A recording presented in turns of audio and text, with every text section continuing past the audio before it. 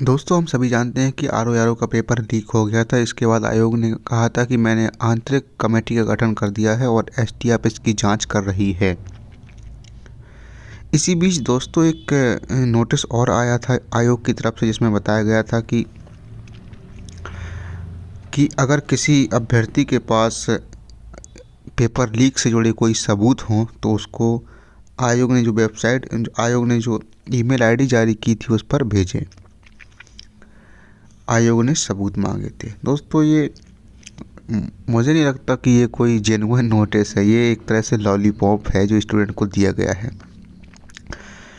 सबूत उसी दिन से, जिस दिन पेपर लीक हुआ, खबर आई लीक की, उसी दिन से सारे सबूत इंटरनेट सोशल मीडिया पर वायरल हो रहे हैं। और आपने अगर एसटीएफ को बनाया है, एसटीएफ गठित की है, तो एसटीएफ जांच क्या कर रही है? मतलब क्या जांच कर रही है एसटीएफ, जब सबूत हमसे मांगे जा रहे हैं जो सोशल मीडिया पर लगातार फैले हुए हैं, उसके बाद भी स्टूडेंट से सबूत मांगे जा रहे हैं। तो एसटीएफ का क्या काम है? एसटीएफ ने फिर अब तक क्या किया है? आयोग ने क्या किया है? सिर्फ गठन ही किया गया है आयोग का, या फिर कुछ उस पर कार्रवाई भी की गई है?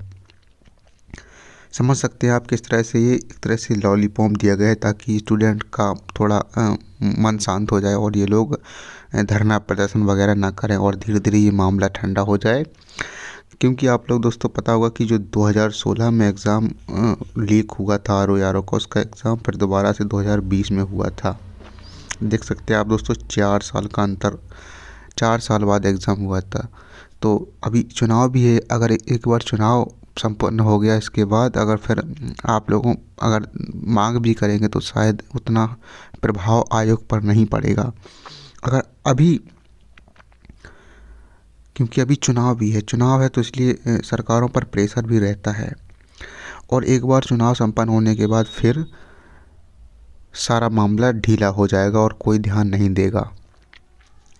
तो ये तो इस तरह से आप समझ सकते हैं कि ये जो नोटिस है, एक तरह से ये बिल्कुल लॉलीपॉप की तरह ही है स्टूडेंट को शांत करने के लिए। क्योंकि अगर आपने एसटीएफ बनाई है तो एसटीएफ सबूत खुद इकट्ठा करेगी ना।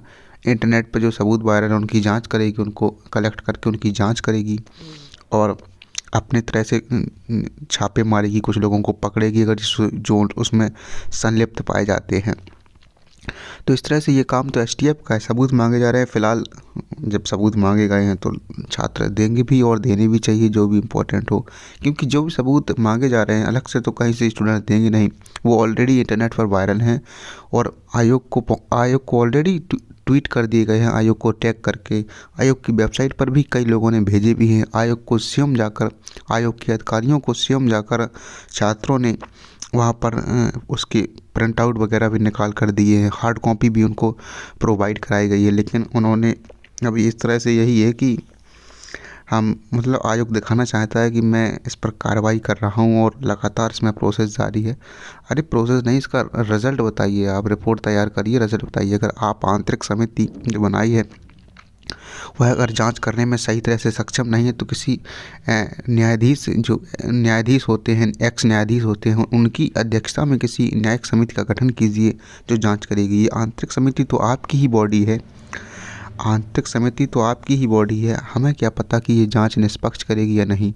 एसटीएफ आपने बनाई है, एसटीएफ ने अभी तक क्या क्या किया है कुछ नहीं पता। क्योंकि सबूत जब हमसे मांगे जा रहे हैं तो एसटीएफ ने क्या किया है? एसटीएफ का काम है कि जल्द से जल्द सबूतों को इकट्ठा करे और रिपोर्ट सौंपे, और जो कमेटी जो निर्णय लेगी जल्द से जल्द निर्णय बताया जाए। अब 2 मार्च तक तो इसमें सबूत मांगे गए हैं, यानी कि 2 मार्च तक ये कुछ कोई डिसीजन नहीं देना चाहते हैं। इसका साफ साफ मतलब यही है कि 2 मार्च तक ये कोई डिसीजन नहीं देना चाहते, ना ही एग्ज़ाम रद्द का और ना ही एग्ज़ाम को आगे बढ़ाने का। तो आप समझ सकते हैं कि किस तरह से इन्होंने एक तरह से एक लॉलीपॉप दिया है बच्चों को शांत करने का। और अगर इस तरह से आयोग चलेगा तो मुझे नहीं लगता कि सीरियसली ले रहा है आयोग इन छात्रों को, क्योंकि बहुत सारे लोग छात्र परेशान हैं। अगर मान लीजिए अगर पेपर लीक के बाद अगर 10,000 लोगों ने भी अगर पेपर लीक के सहारा से, पेपर आउट के सहारा से अगर एग्ज़ाम दिया होगा तो वो लोग तो टॉप आ जाएंगे। और आयोग को मेंस के लिए लगभग 6500 लोगों को लेना है। तो ठीक है, वही लोग चले जाएंगे, उन लोगों में भी कंपटीशन होगा। बाकी जो जेन्युइन पढ़ाई करते हैं, जो कई सालों से मेहनत कर रहे हैं, किसी किसी का दोबारा अटेम्प्ट होगा, किसी का तीसरा अटेम्प्ट होगा आरओ की तैयारी करते करते, लेकिन वह सभी लोग, मेहनत करने वाले लोग, सपने जो सजोए थे उन्होंने, उनके माँ बाप ने, उनके परिवार ने, उन्होंने जो सपना देखा था वो सब चकनाचूर हो जाएगा। क्योंकि इस तरह से अगर पेपर ये असंपन्न होता है, मेंस भी होता है, तो आप देख सकते हैं कि जो लोगों ने नकल करके यहाँ पर पेपर दिया है पास हो जाएंगे वही, और आगे भी वही लोग पास होंगे, और वो फाइनल सिलेक्शन भी उन्हीं लोगों का होगा। तो क्या कह सकते हैं, अगर जेन्युइन स्टूडेंट अगर आपकी भर्ती में नहीं आता है, अगर आप फेयर कंपटीशन नहीं करा सकते हैं, तो आप अपने सिस्टम को बदलिए। जो अधिकारी उसमें अनियमितता कर रहे हैं उनको हटाइए। जहाँ पर आपको संदेह है वहाँ पर उस पर कार्रवाई कीजिए, उन अधिकारियों को हटाइए।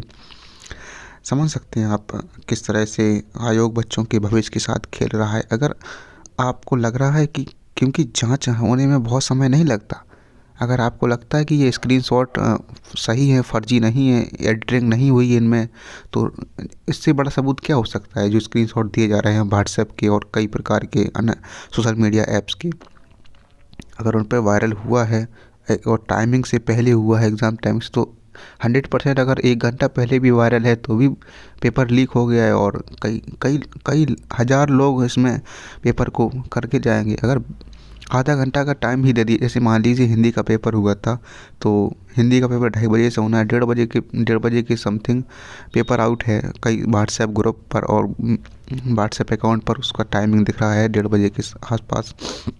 तो अगर 1 घंटे का समय है, अगर किसी को आधा घंटा का समय भी मिलता है, तब भी वो हिंदी के पेपर को पूरा कंप्लीट कर लेगा, और 60 में से 60 नंबर भी ला सकता है।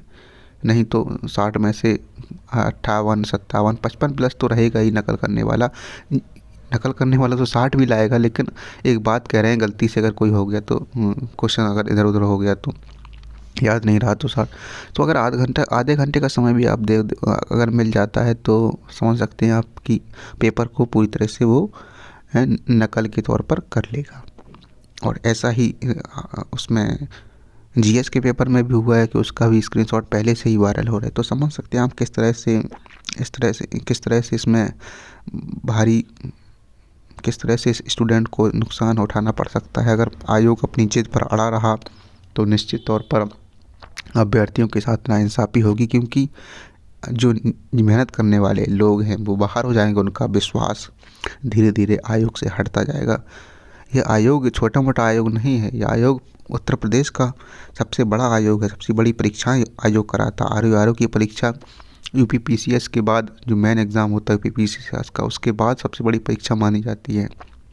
छोटी मोटी परीक्षा नहीं थी ये। और इस तरह से हर ज़िले में, हर गली मोहल्ले में सेंटर बनाने से ये पेपर लीक की संभावनाएं और बढ़ जाती हैं। हर होम डिस्ट्रिक्ट में पेपर कराया आपने, हर गली, जो कॉलेज और स्कूल मानक के अनुसार भी नहीं थे उन स्कूलों में भी कराया। पता नहीं कि कुछ स्कूल कॉलेज में सीसीटीवी चालू थे या नहीं थे। मतलब जो मानक हैं आयोग के, उनके अनुसार भी आयोग ने उन स्कूलों और कॉलेजों को नहीं बनाया। कई स्कूल तो ऐसे थे इन्हें जिनके पास कभी भी एग्ज़ाम कराने का अनुभव नहीं था, पहली बार उन्होंने एग्ज़ाम कराए। तो समझ सकते हैं आप किस तरह से लापरवाही और अनियमितता इसमें दिखाई गई है। आयोग को भी सोचना चाहिए कि बच्चों के भविष्य के साथ खिलवाड़ ना करे। अगर रत्ती भर भी इसमें है कि पेपर लीक हुआ है, तो तुरंत पेपर को रद्द करके दोबारा से जल्द पेपर कराना चाहिए। अगर नहीं कराते हैं तो ये बहुत बड़ी नाइंसाफ़ी होगी, क्योंकि सारे जेन्युइन स्टूडेंट बाहर हो जाएंगे, 100% सभी बाहर हो जाएंगे, और जो नकलची लोग हैं वो पास हो जाएंगे। तो आप समझ सकते हैं किस तरह से ये हो रहा है। और बाकी अगर अगला कोई नोटिस आता, फिलहाल यह नोटिस तो लॉलीपॉप ही था। अगर अगला कोई नोटिस आता है तो हम आपको ज़रूर बताएंगे। और आपसे ये भी कहना चाहता हूँ कि आप इस जो इन्होंने ईमेल आईडी बताई है, अगर आपके पास कोई सबूत है तो ज़रूर भेजिएगा, क्योंकि मांग रहे हैं तो भेज दीजिएगा। हालांकि ये काम एसटीएफ का है जांच करने का, ठीक है, भेज दीजिएगा जो कुछ भी कह रहे हैं। और आगे देखते हैं, अगर कोई नोटिस निकल के आता है तो ज़रूर हम आपको नोटिस ज़रूर बताएंगे। धन्यवाद।